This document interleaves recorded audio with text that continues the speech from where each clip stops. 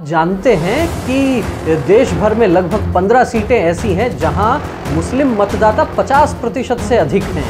क्या आप जानते हैं कि देश में कुछ लोकसभा सीट ऐसी भी हैं जहां पर कोई हिंदू चुनकर सांसद नहीं बन पाया है? क्या आप जानते हैं कि कुछ सीटें ऐसी भी हैं जहां मुस्लिम मतदाता 80 से 85% तक हैं? आज के इस एपिसोड में करेंगे इसी बात पर चर्चा।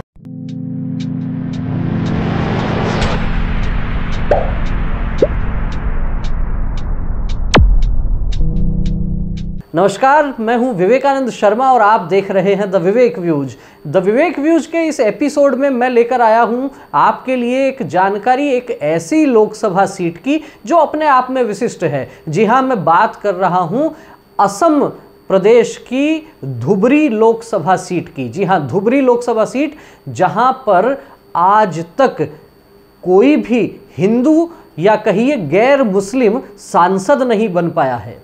हम बात कर रहे हैं उसी धुबरी लोकसभा सीट की जहां बताया जाता है कि लगभग 80 से 85% मतदाता मुस्लिम समाज का है।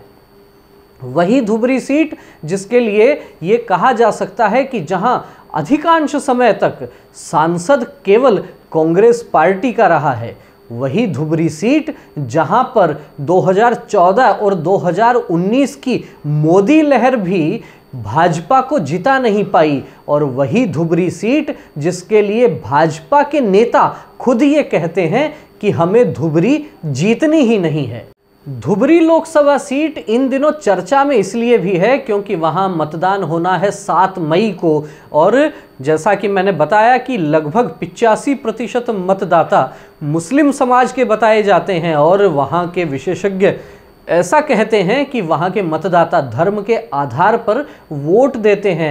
यही वह सीट है जहां आज तक मुस्लिम समाज के अलावा कोई व्यक्ति वहां से सांसद नहीं बन पाया। लेकिन इस बार इस सीट की खास चर्चा क्यों है? चर्चा इसलिए है क्योंकि वहां कांग्रेस के प्रत्याशी रकीबुल हुसैन आरोप लगाते हैं कि भारतीय जनता पार्टी ने जो है वहाँ के जो सांसद हैं मौलाना बदरुद्दीन अजमल, उनको समर्थन दे दिया है। लेकिन वास्तव में भाजपा ने समर्थन दिया है वहाँ असम गण परिषद को। भाजपा वहाँ खुद का उम्मीदवार नहीं उतार रही, असम गण परिषद के जावेद इस्लाम को भारतीय जनता पार्टी ने वहाँ समर्थन दिया है। लेकिन कांग्रेस आरोप लगा रही है। क्या लगा रही है?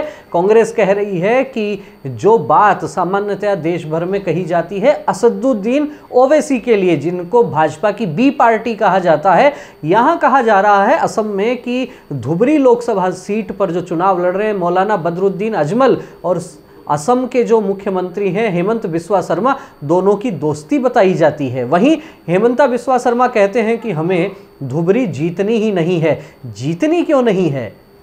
आखिर ये बात चुनाव में कैसे चल सकती है? जीतनी इसलिए नहीं है क्योंकि अंगूर खट्टे हैं। जी हाँ, भाजपा के लिए जीतना वहाँ बहुत मुश्किल है, और मुश्किल इसीलिए है क्योंकि लगभग 85% मतदाता मुस्लिम समाज के बताए जाते हैं, और 1952 से लेकर आज तक जो भी वहाँ से सांसद चुने गए हैं वे चुने गए मुस्लिम समाज के। अब जब भाजपा को ये लगता है कि यहाँ पर हमारी दाल गलने वाली नहीं है, तो उन्होंने असम गण परिषद के जावेद इस्लाम को यहाँ से समर्थन दे दिया है। अब बात करें मौलाना बदरुद्दीन अजमल की, तो इनके बारे में कहा जाता है कि जमाते इस्लामी हिंद के संगठन के साथ ये जुड़े रहे लंबे समय तक, और वहाँ से फिर जो है इन्होंने अपनी पार्टी बनाई, ऑल इंडिया डेमोक्रेटिक फ्रंट। 2005 में इन्होंने पार्टी बनाई। 2006 में जो विधानसभा चुनाव हुआ, उस विधानसभा चुनाव में इनकी पार्टी ने चुनाव लड़ा और 10 सीटों पर इन्होंने जीत हासिल की। असम के अंदर इनका अच्छा खासा प्रभाव बताया जाता है। 2009, 2014, 2019 3 बार ये वहाँ से सांसद चुने गए हैं। तो निश्चित रूप से समझा जा सकता है कि जब से इन्होंने चुनाव लड़ना शुरू किया तब से ये चुनाव लगातार जीत रहे हैं, और 1971 से 2004 तक यहाँ कांग्रेस पार्टी लगातार जीतती रही है।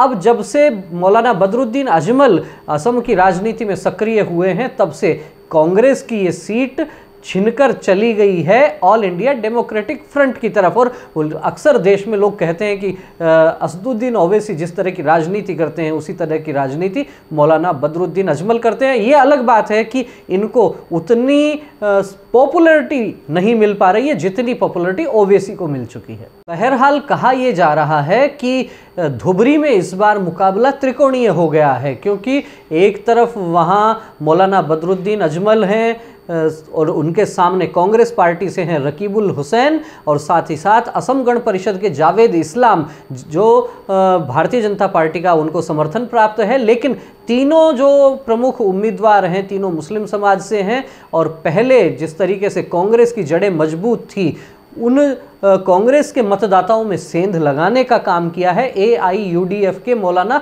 बदरुद्दीन अजमल ने। अब असम में जो इन दिनों चर्चा है वो चर्चा खासतौर पर यह भी है कि हेमंता बिस्वा शर्मा जो पहले कांग्रेस पार्टी में रहे हैं उनके और अजमल के बीच दोस्ती है। वहीं दूसरी तरफ आप हेमंता बिस्वा शर्मा के यदि बयान सुनेंगे अजमल पर तो वो कहते हैं कि अजमल असम के दुश्मन हैं। जिस तरीके से वो काम कर रहे हैं उस तरीके से हेमंता बिस्वा शर्मा कहते हैं कि अजमल असम के लिए बहुत हानिकारक हो सकते हैं। लेकिन बहरहाल मुकाबला त्रिकोणीय वहां बताया जा रहा है और हमेशा मुस्लिम कैंडिडेट ही वहां से चुनाव जीतता है, तो निश्चित मानकर चलिए कि 2024 में भी यह क्रम बदस्तूर जारी रहने वाला है, क्योंकि सामने विकल्प ही नहीं है। 80 से 85% मतदाता मुस्लिम समाज के और तीनों प्रमुख पार्टियां जो वहां चुनाव लड़ रही हैं तीनों से उम्मीदवार भी जो है वो मुस्लिम समाज के हैं। तो मुकाबला त्रिकोणीय है और भाजपा ने कह दिया है कि उनको धुबरी जीतनी नहीं है, इसलिए भाजपा के नेता भी वहां अधिक जोर नहीं लगा रहे हैं। सीट एक प्रकार से छोड़ दी गई है। आपका इस विषय पर क्या कहना है? आप असम की जो राजनीति है उस पर क्या कहना चाहेंगे? हेमंता बिस्वा शर्मा के जो बयान आते हैं उन पर क्या कहना है और क्या कहना है धुबरी लोकसभा सीट पर? आपको वीडियो अच्छा लगा हो, जानकारियां नई प्राप्त हुई हो तो वीडियो को लाइक करें, कमेंट करें और अधिक से अधिक लोगों तक इस वीडियो को शेयर करें। फिर मिलेंगे किसी एक नए वीडियो के साथ, तब तक आप देखते रहिए द विवेक व्यूज। बहुत बहुत धन्यवाद, नमस्कार।